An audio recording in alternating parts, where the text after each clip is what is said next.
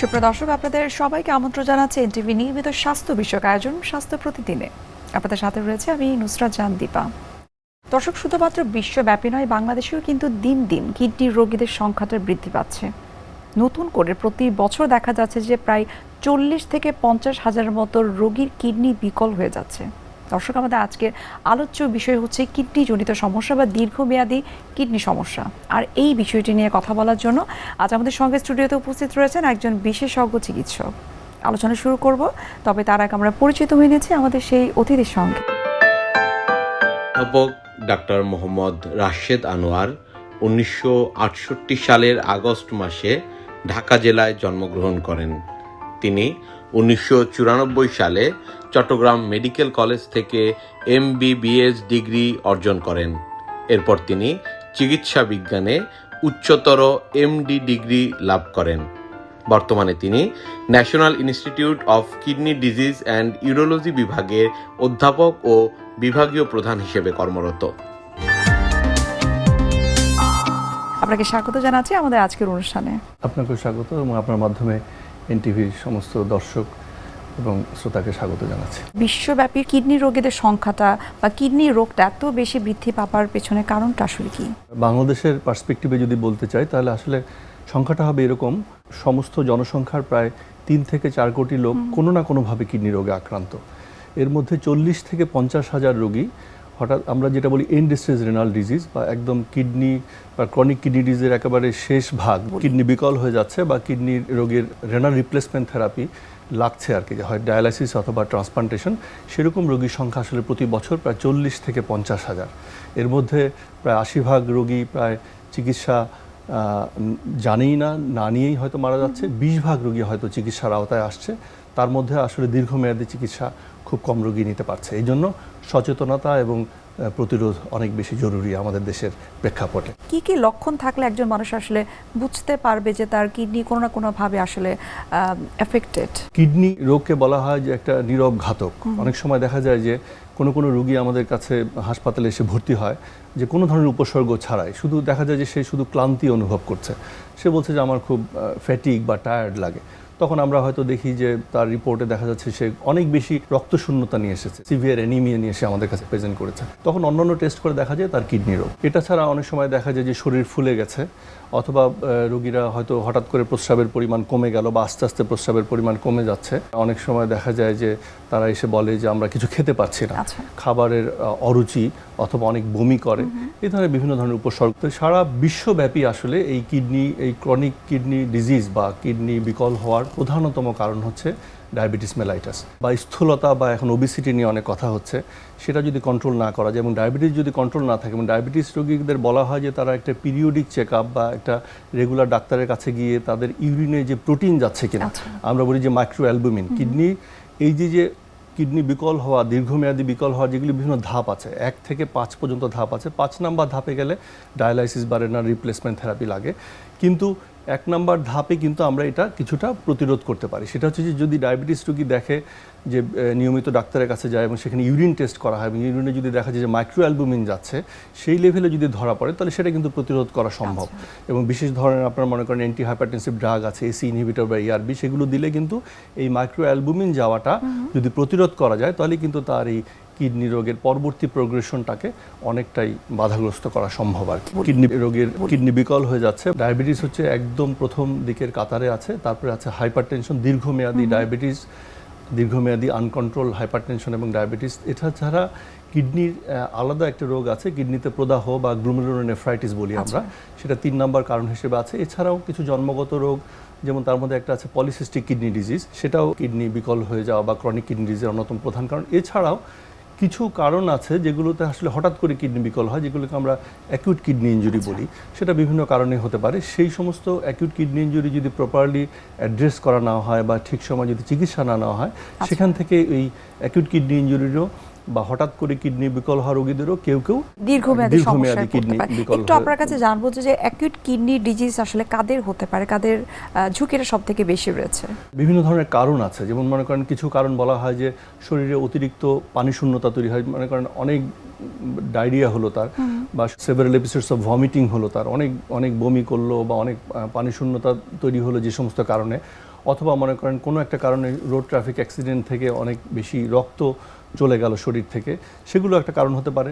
অথবা ইনফেকশন একটা ইম্পর্টেন্ট কারণ, যেমন মনে করেন আমাদের আইসিইউতে যে সমস্ত রোগী ভর্তি থাকে তাদের ইনফেকশন হয়, ইনফেকশন হয়ে আমরা বলি যে সেপসিস থেকে রক্তচাপ কমে যায়, এবং রক্তচাপ কমে গিয়ে কিডনিতে যদি রক্তের যে সাপ্লাই সেটা যদি কমে যায়, সে সমস্ত কারণেও অ্যাকিউট কিডনি ইনজুরি হতে পারে। এটা ছাড়া বলা হচ্ছে কিছু ওষুধ, যেমন আমাদের এই দেশে যেমন মনে করেন ওভার দ্য কাউন্টার ড্রাগ অনেকে যেটা ব্যথার ওষুধ কিনে খায়, বা ইভেন দেখা যায় যে খুব ইনজুরিশিয়াস অ্যাপ্লিকেশন অফ মনে করেন আপনার গ্যাস্ট্রিকের ওষুধ বললে যে সমস্ত খায় সেগুলো থেকে হতে পারে, বিশেষ করে ব্যথার ওষুধ যদি খায় তাহলে সেখান থেকেও কিডনি হঠাৎ করে কিডনি বিকল হতে পারে, বা হঠাৎ করে কিডনি বিকল হয় আস্তে আস্তে, অথবা রোগী টেরও পায় না, হয়তো আস্তে আস্তে করে সেখান থেকেও কিডনি বিকল হতে পারে। আরেকটা কারণ খুবই গুরুত্বপূর্ণ, সেটা হচ্ছে যে আমরা বলি যে অবস্ট্রাকটিভ ইউরোপ্যাথি, বা কোনো কারণে কিডনির মধ্যে কোনো ধরনের একটা বাধা তৈরি হয়েছে, মনে করেন কিডনিতে স্টোন হয়েছে, বা বয়স্ক মানুষ যাদের অনেক সময় প্রোস্টেট এনলার্জ থাকে, এনলার্জ অনেক সময় কিডনিতে প্রস্রাব তৈরি হচ্ছে প্রাথমিকভাবে ঠিকই, কিন্তু সেই প্রস্রাব বের হওয়ার রাস্তায় একটা প্রতিবন্ধকতা তৈরি হয়েছে, এগুলিকে বলে অবস্ট্রাকটিভ ইউরোপ্যাথি। এই অবস্ট্রাকশনটা যদি রিলিফ করে দেওয়া যায় তাহলে কিন্তু পেশেন্টের কিন্তু মানে ড্রামাটিক্যালি পেশেন্ট কিন্তু অনেক ইমপ্রুভ করে যাবে, এবং তার কিন্তু পরবর্তীতে সিকিডি হওয়ার সম্ভাবনা থাকে না। কিন্তু এই উপসর্গগুলি যদি ইগনোর করা হয় বা এইটা যদি ট্রিটমেন্ট না দেওয়া হয়, সেখান থেকেও মনে করেন স্টোন ডিজিজ বা প্রোস্টেট এনলার্জমেন্ট বা যে কোনো কারণে যে কিডনির যে কিডনি আছে এবং সেখানে ইউরেটার বা মূত্রনালী, তারপরে ইউরিনারি ব্লাডার, এই পথে যে কোনো একটা জায়গায় যদি কোনো বাধা থাকে, সে বাধা দূর করা গেলে বা এই অবস্ট্রাকশনটা রিলিফ করা গেলে পরবর্তীতে সেই সিকিডি হওয়ার রিস্কটা আর থাকবে না। চিকিৎসার কারণে যে মেডিসিনটা খাওয়া হচ্ছে সেখান থেকেও কিডনি তার বিকল হতে পারে। এদিক থেকে আসলে আপনার কাছে কি মনে হয় যে চিকিৎসকের দায়িত্ব আসলে কতটুকু?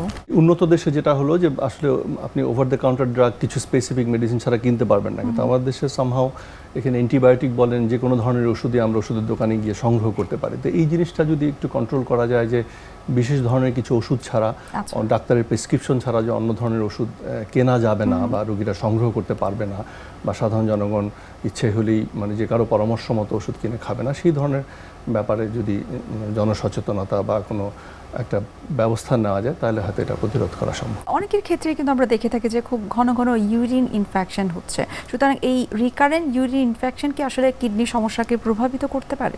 অবশ্যই, আমরা বলি যে অনেক সময় হঠাৎ করে জ্বর নিয়ে বা প্রস্রাবের প্রদাহ নিয়ে আমাদের কাছে উপস্থিত হয়, তখন আমরা দেখি ইউরিনে ইনফেকশন থাকে, এবং ঘন ঘন ইউরিনে ইনফেকশন বা অ্যাকিউট পাইলোনেফ্রাইটিস থেকে আলটিমেটলি অনেকবার হয়ে ক্রনিক পাইলোনেফ্রাইটিস, সেখান থেকেও কিডনি দুর্বল হয়ে যেতে পারে। সুতরাং বিশেষ করে ডায়াবেটিস রোগী, বিশেষ করে মহিলাদের কিন্তু ইউরিন ইনফেকশনের সম্ভাবনা অনেক বেশি থাকে। সেই জন্য এই ধরনের কোনো উপসর্গ থাকলে ইউরিন একটা পরীক্ষা করিয়ে নেওয়া এবং ইউরিনের কালচার করা এবং যথোপযুক্ত প্রতিষেধক হিসেবে অ্যান্টিবায়োটিক ব্যবহার করা, এবং সেখান থেকে আমাদের পরবর্তীতে যেন কিডনির আর কোনো ধরনের কিডনিজনিত সমস্যা পরবর্তীতে যেন আর না বাড়ে, সে ব্যাপারে ব্যবস্থা নেওয়া যেতে পারে। মহিলাদের ইউরিন ইনফেকশন অনেক বেশি হয়ে থাকে, এর পেছনে আসলে কোনো বৈজ্ঞানিক ব্যাখ্যা রয়েছে কিনা? বৈজ্ঞানিক ব্যাখ্যা আছে যে আমাদের আসলে অ্যানাটমিক্যালি যে ইউরেথ্রা যেটা বলি আমরা, সেটাতে অনেক শর্ট, সেটা হচ্ছে কিছু হরমোনের ইনফ্লুয়েন্স থাকে। তারপরে বিশেষ করে মনে করেন আপনারা যারা পোস্ট মেনোপজাল উইমেন, তাদের কিছু হরমোনাল ইমব্যালেন্স আছে, সেগুলো একটা কারণ। আর আলাদা করে দুজনের জন্য বেশিরভাগ প্রযোজ্য হচ্ছে ডায়াবেটিস যদি কন্ট্রোল না থাকে। এছাড়া দেখা যায় যে আসলে আমাদের বাংলাদেশের পার্সপেক্টিভ বা যে কোনো জায়গায় পানি কম খাওয়ার একটা প্রবণতা একটা অন্যতম প্রধান কারণ, এবং যে উপসর্গ নিয়ে ইউরিন ইনফেকশন হতে পারে সে ব্যাপারে সচেতন হওয়া। কিডনিজনিত সমস্যাটিকেও কি আমরা বলতে পারি যেটি বংশগত, অর্থাৎ পরিবারে বাবা অথবা মায়ের আছে, সেক্ষেত্রে নেক্সট জেনারেশন তাদেরও কি কিডনিজনিত সমস্যা হওয়ার কোনো চান্সেস রয়েছে কিনা? সেটা হতে পারে। দেখেন, সব ধরনের ডায়াবেটিস রোগীদেরই যে কিডনির অসুখ হবে তা না, তো জেনেটিক ইনফ্লুয়েন্স একটা ফ্যাক্টর বলা হয়, যে যাদের মধ্যে জেনেটিক্যালি যারা ইনফ্লুয়েন্স, যে যাদের কিডনি রোগ হওয়ার সম্ভাবনা আছে তাদের বেশি হতে পারে, এটা একটা। আর আলাদা করে বংশগত রোগের মধ্যে কিছু রোগ আছে, যেমন মনে করেন ওই যেটা বললাম পলিসিস্টিক কিডনি ডিজিজ, কিডনিতে অনেক ধরনের সিস্ট হয়, সেটা 40 বছর বয়সের পরে গিয়ে তারপর আস্তে আস্তে কিডনিটাকে ধীরে ধীরে বিকল করতে থাকে। সেই ধরনের পলিসিস্টিক কিডনি ডিজিজ, এগুলিকে বলে আমরা অটোজোমাল ডমিনেন্ট, বা মনে করেন অবশ্যই বংশগত জিনের কোনো একটা ধারণের মধ্যে এই রোগটা পরবর্তী বংশধরের মধ্যে হওয়ার একটা প্রবণতা থাকে, সেই autosomal dominant polycystic kidney disease. ছাড়া অ্যালপোর্ট সিনড্রোম বলে আরও একটা বাচ্চাদের যেটা হয়, সেই ধরনের কিছু বংশগত কিডনির রোগ আছে, যেই কারণে আলটিমেটলি কিডনির অসুখ হতে পারে। যে সমস্ত বাচ্চাদের জন্মগত কিডনি সমস্যা থাকে, সেই সমস্ত বাচ্চাদেরকে আসলে পরবর্তীতে তাদের কিডনি যেন বিকল না হয়, তাদের যেন ডায়ালাইসিস পর্যন্ত না যেতে হয়, সেক্ষেত্রে আসলে কি করা উচিত? সেটা হচ্ছে বাচ্চাদের আসলে যে ধরনের উপসর্গ নিয়ে আসবে তাৎক্ষণিকভাবে প্রথমে শিশু রোগ বিশেষজ্ঞকে দেখাতে হবে। যদি তারা মনে করেন তাহলে আমাদের এখানে পিডিয়াট্রিক নেফ্রোলজিস্ট বা পিডিয়াট্রিক ইউরোলজিস্ট আছে, তাদের কাছে রেফার করবে। সেই জন্য তখন যে কারণে সাধারণত বাচ্চাদের অনেক ধরনের আমরা বলি ভেসিকুলেটরি রিফ্লাক্স বা আরও অনেক ধরনের ঘন ঘন প্রস্রাব ইনফেকশন হওয়া, সেগুলো যদি প্রতিরোধ করা যায় বা সেগুলোর জন্য তাৎক্ষণিকভাবে সেটা রিলিফ করানো যায় বা চিকিৎসা দেওয়া যায়, তাহলে হয়তো পরবর্তীতে এই কিডনির রোগ আর সিকিডিতে পর্যবসিত হওয়ার সম্ভাবনা অনেক কমে যাবে। কিডনি জনিত সমস্যা হয়েছে কিনা সেটা জানার জন্য বেসিক নিশ্চয়ই কোনো টেস্ট রয়েছে, সেই টেস্টগুলো আসলে কি কি? সেই টেস্টগুলোর মধ্যে আসলে প্রথমে হচ্ছে একটা ইউরিনের রুটিন টেস্ট করলে আমরা অনেক ধরনের ইনফরমেশন পেতে পারি, সেই ইউরিনে প্রোটিন যাচ্ছে কিনা, আরবিসি যাচ্ছে কিনা। এবং অনেক সময় দেখা যায় যে অনিয়ন্ত্রিত ডায়াবেটিস থাকলে পেশেন্টরা হয়তো ইউরিনে সুগারও যেতে পারে, সেটাও আমরা পেতে পারি। এবং আরবিসি কাস্ট বলে একটা জিনিস থাকে, সেটা হলে আমরা বুঝতে পারবো অবশ্যই কিডনির অসুখ রয়েছে। এটা ছাড়া রোগীর যদি রক্তচাপ পরীক্ষা করে যদি আমরা উচ্চ রক্তচাপ পাই, তাহলেও সেটা কিন্তু একটা কিডনি রোগের একটা লক্ষণ। তারপরে আমরা রক্তের পরীক্ষার মধ্যে ব্লাড ইউরিয়া, সেরাম ক্রিয়েটিনিন, এই দুটো জিনিস করতে পারি। অনেক সময় ইলেকট্রোলাইট করি, যেন পটাশিয়াম অনেক বেড়ে যায়, রোগীর অ্যাসিডোসিস হয়, একটা জিনিস অনেক কমে যায়, TCO2 বলে একটা জিনিস। আর একটা হচ্ছে আলট্রাসোনোগ্রাফি। আলট্রাসোনোগ্রাফি করে কিন্তু আমরা অনেক ধরনের ইনফরমেশন পেতে পারি, যেমন কিডনির অনেক দীর্ঘমেয়াদী অনেক সময় দেখা যায় যে গ্লোমেরুলোনেফ্রাইটিস থেকে কিডনির অসুখে কিডনিটা অনেক ছোট হয়ে যায়। কিডনির যে বাইরের অংশ, যেখানে বেশিরভাগ ক্ষেত্রে ফিল্ট্রেশনের যেই অংশগুলি কাজ করে, সেগুলি আর কাজ করে না বিধায় সেটার সাথে কর্টেক্স আর মেডুলা বলে দুটো জিনিস থাকে, দুটো ডিফারেন্সিয়েশন নষ্ট হয়ে যায়। এটা ছাড়া অবস্ট্রাকটিভ ইউরোপ্যাথি, যেটা আমরা বললাম, যে কোনো ধরনের একটা বাধা, পাথর, প্রোস্টেট এনলার্জমেন্ট, কোনো টিউমার বা অন্য কোনো কিছু থাকলে সেগুলো আমরা আলট্রাসোনোগ্রাফির মাধ্যমে খুব সহজেই আমরা এটা জানতে পারি। এবং সেগুলোর ব্যবস্থা নিলে তখন এটা রোগীর জন্য খুব চিকিৎসা যথাযথভাবে নিলে দীর্ঘমেয়াদী কিডনি রোগ থেকে সে রক্ষা পেতে পারে। যাদের ডায়াবেটিস রয়েছে, যাদের ব্লাড সুগার আনকন্ট্রোল থাকে, তাদের কিডনিতে সমস্যা হওয়ার সম্ভাবনা অনেক বেশি থাকে। আমরা যদি তরুণ প্রজন্মের কথা বলি, তাদের কিন্তু স্মোকিংয়ের টেন্ডেন্সি অনেক বেশি থাকে। তাদের কি আসলে ভবিষ্যতে কিডনির কোনো সমস্যা হওয়ার চান্সেস রয়েছে কিনা? স্মোকিংয়ে আলাদা করেভাবে বলা যাবে না, তবে একটা জিনিস কি জানেন, আমাদের কিডনি রোগের যারা আক্রান্ত হয় তারা কিন্তু আলটিমেটলি তাদের ক্ষেত্রে বেশিরভাগ আমরা বলি যে কার্ডিওভাস্কুলার কমপ্লিকেশন কিন্তু তাদের বেশি হয়। সেটা ডায়াবেটিস থেকে হোক বা যে কোনো কারণে হোক, যখন একটা সিকেডি পেশেন্ট বা ক্রনিক কিডনি ডিজিজের পেশেন্ট তারা যে সমস্ত সমস্যার মুখোমুখি হয়, তার মধ্যে তারা মৃত্যুজনিত কারণের মধ্যে বেশিরভাগ ক্ষেত্রে কার্ডিওভাস্কুলার কারণটাই বেশি। সেই জন্য স্মোকিং তো অবশ্যই সেটা কার্ডিওভাস্কুলার কমপ্লিকেশনের সাথে সরাসরি রিলেটেড, স্মোকিংয়ের সাথে অবশ্যই সম্পর্ক আছে। যাদের ক্রনিক কিডনি ডিজিজ হচ্ছে, সেটা ট্রিটমেন্ট আসলে কি? যদি রোগীর ডায়াবেটিস থাকে, রোগীর ডায়াবেটিস কন্ট্রোল করা, প্রেশারকে কন্ট্রোল করা এবং শরীরের লবণের যে পরিমাণ আমরা নিয়ন্ত্রণ করতে বলি, মানে সেই লবণের পরিমাণ নিয়ন্ত্রণ করতে হবে, প্রোটিনের পরিমাণ নিয়ন্ত্রণ করে খেতে হবে। এটা ছাড়া কিডনির যে সমস্ত অন্যান্য যে সমস্ত কমপ্লিকেশন যেগুলো হয়, যেমন রক্তশূন্যতা, সে রক্তশূন্যতার একটা চিকিৎসা আছে। আমরা দেখি শরীরে আয়রন ঘাটতি আছে কিনা, সে আয়রন ঘাটতি পূরণ করে, এবং কিডনি একটা হরমোন তৈরি করে, সে হরমোনটা কিন্তু রক্তশূন্যতার ক্ষেত্রে একটা কারণ হয়ে দাঁড়ায়। তখন বাইরে থেকে আমরা হিমোগ্লোবিন যদি 10 গ্রামের নিচে নেমে যায়, তখন সেই হরমোনটা চামড়ার নিচে সাবকিউটেনিয়াসলি সেই হরমোন আমরা দিয়ে থাকি রক্ত শূন্যতার চিকিৎসার জন্য। এটা ছাড়া অনেক সময় ক্যালসিয়াম কমে যায়, সেই ক্যালসিয়াম সাপ্লিমেন্ট দরকার হয়। তারপরে আপনার ফসফেট বেড়ে যায়, সেই জন্য ফসফেট কমানোর জন্য ওষুধ লাগে, অথবা বিভিন্ন ধরনের খাদ্য তালিকা আমরা এমনভাবে বলে দিই যেন এই জিনিসগুলি যেন নিয়ন্ত্রণ করা যায়। আর একদম সর্বশেষ ধাপ যেটা স্টেজ 5, সেখানে সাধারণত GFR বা গ্লোমেরুলার ফিল্ট্রেশন রেট, যে কিডনি আসলে যে ফিল্ট্রেশন করে, সেটা যখন 15-র নিচে নেমে যায়, তখন আমরা রোগীকে বলি যে আপনি দীর্ঘমেয়াদী চিকিৎসা বা রেনাল রিপ্লেসমেন্ট থেরাপির জন্য তৈরি হন। এবং তখন আমরা ফিস্টুলা তৈরি করতে বলি, হাতের মধ্যে একটা ছোট্ট অপারেশন, যেটা দিয়ে ভেইন এবং আর্টারির সাথে একটা সংযোগ করে একটা ফিস্টুলা তৈরি করে দেওয়া হয়, সেটা দিয়ে রোগী ডায়ালাইসিস নিতে পারে। অর্থাৎ স্টেজ অনুযায়ী ট্রিটমেন্ট করা হয়ে থাকে। আমরা কিডনি রোগ সম্পর্কে আরও বিস্তারিত জানার চেষ্টা করব। এই পর্যায়ে আমরা দেখে নিচ্ছি স্বাস্থ্য প্রতিদিনের নিয়মিত আয়োজন, কি খাবেন কেন খাবেন, এই সেগমেন্টে। সুপ্রিয় দর্শক, আপনারা দেখছেন NTV নিয়মিত স্বাস্থ্য বিষয়ক আয়োজন স্বাস্থ্য প্রতিদিন। এ পর্যায়ে আমরা দেখে নিচ্ছি বিভিন্ন খাদ্যের পুষ্টি গুণাগুণ নিয়ে আমাদের পুষ্টিবিদের পরামর্শ। একজন কিডনি রোগীর ঠিক কি কি ধরনের খাবার খাওয়া উচিত এবং কোন ধরনের খাবার বর্জন করা উচিত, আসলে এমন অনেক রোগী আছেন যাদের কিনা সিকেডি আছে এবং এস ক্রিয়েটিনাইন অর্থাৎ সিরাম ক্রিয়েটিনাইনের লেভেলটা বেশি থাকে। তো সেক্ষেত্রে যদি কারোর ব্লাডে সিরাম ক্রিয়েটিনাইনের লেভেল বেশি থাকে সেক্ষেত্রে তাকে বেশ কিছু খাবার আছে অবশ্যই অ্যাভয়েড করতে হবে এবং এর পাশাপাশি একটা হেলদি ডায়েট চার্ট ফলো করতে হবে।